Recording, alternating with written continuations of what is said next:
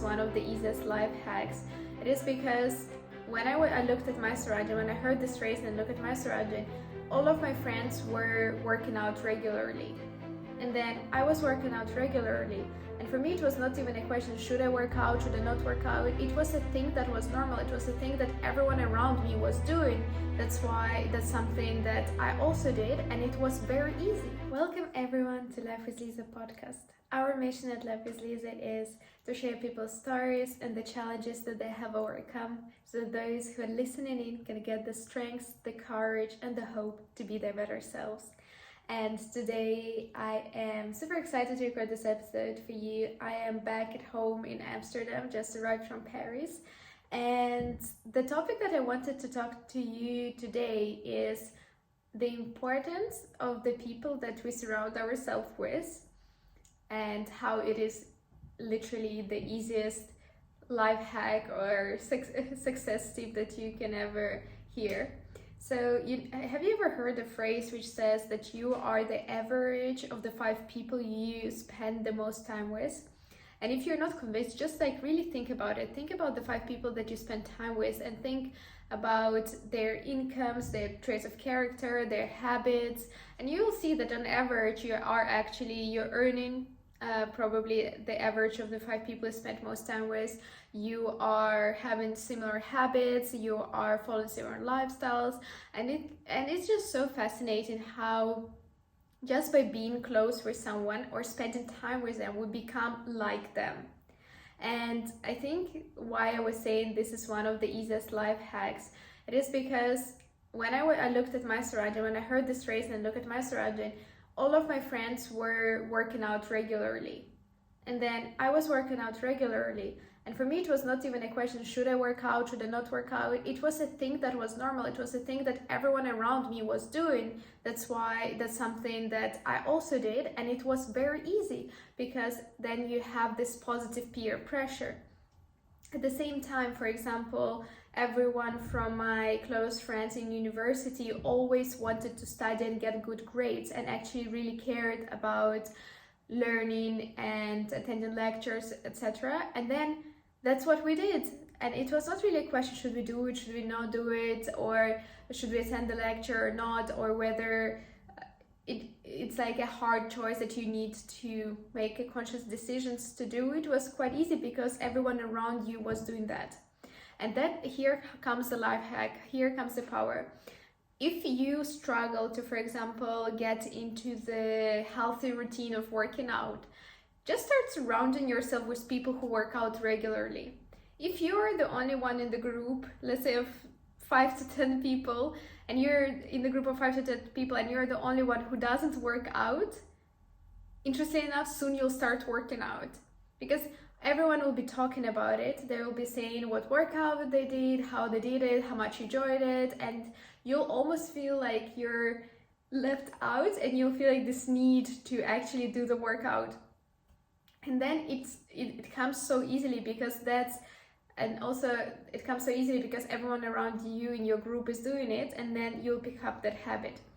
And so this is the positive habit reinforcement loop, because there's also the negative habit reinforcement loop. For example, if no one in your group of friends is working out, you can still be working out, sure, but it's quite heavily can weigh you down, and it can also quite heavily weigh you down towards not working out, because everyone will be partying and you're like, oh, I also want to join my friends and to do that thing, and then it will be harder and harder to resist the peer pressure, the group pressure. And what I really like doing in life is knowing how my brain is wired, what is the evolutionary drivers, and then actually aligning my life with it. So if I know the impact and the huge impact of peer pressure, so why shouldn't I align my life in the way that I have experiences like positive peer pressure? So basically that you know that there will be peer pressure regardless, and then you make sure that it is the positive one, and the positive one is defined by your own standards, right? For example, maybe you don't value working out, so you would not want to surround yourself with people who work out because that would drive you insane. But maybe you do value working out and people in your current friend circle are not. So So maybe you should start finding or looking for other people who would love to have that lifestyle, and also see how your life transforms once you start spending more and more time with people like that. So I think this is a really good question to journal upon, or to ask yourself on this main areas, in the main areas of your life. Look at the 5 closest people of yours and realize that you're literally the average of them, but see it for yourself. Look at the habits that your friends have, look at the lifestyle, look at the finances, look at the habits, and check the overlap. And also see which areas of your life maybe in those areas of your life you still don't have that positive peer pressure. So just knowing them and raising this awareness will help you, and then you can actively go out and actually seek this peer pressure by finding people who have the similar interests to you and actually encouraging you to take that step forward. For example, I think for me also one of the biggest steps was I am surrounded by people who have a 9-to-5 job, and I really want to become an entrepreneur. So for me, I don't really have access to that many entrepreneurs, but I read lots of books and consume lots of content and do courses from entrepreneurs.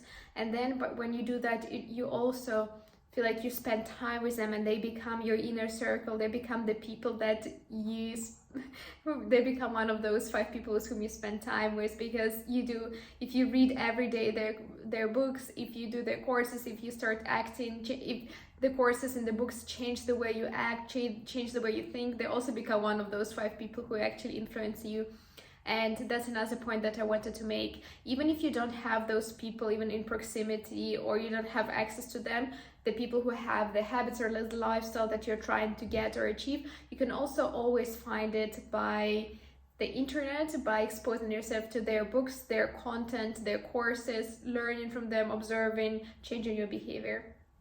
I hope you enjoyed this episode, and I hope it does impact your life for the better, and I hope you do ask yourself the serious question: are you the average person of the 5 closest people you spend most time with?